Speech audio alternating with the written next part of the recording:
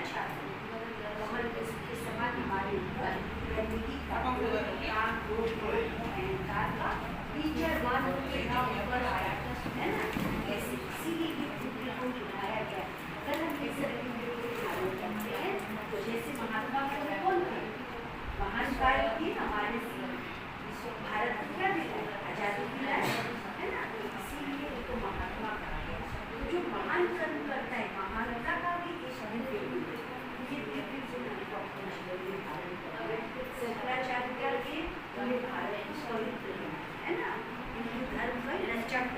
दूसरा है हमारा स्वामी विवेकानंद, सब पढ़े हो इसके बारे है ना।